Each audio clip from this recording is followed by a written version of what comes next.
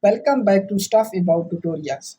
Today we are talking about how to turn on block pop-ups on Safari.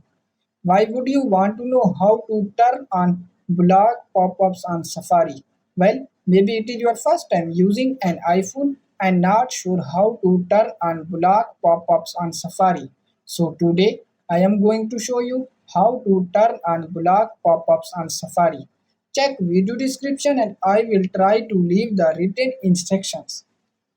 Turning on block pop-ups on Safari is quite simple and easy to do, and the process is same for all iOS devices.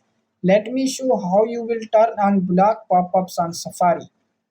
First of all, open settings in your iPhone and now first scroll down this page until we found Safari and then tap on it.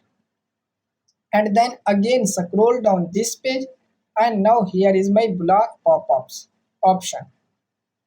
And now for turning it on, just click on toggle button and it turn into green. And now your block pop-ups has been turned on. So there you go. If you were wondering how to turn on block pop-ups on Safari, that is the easiest way I know. If you know another way, please leave a comment below. Be sure to subscribe for more videos.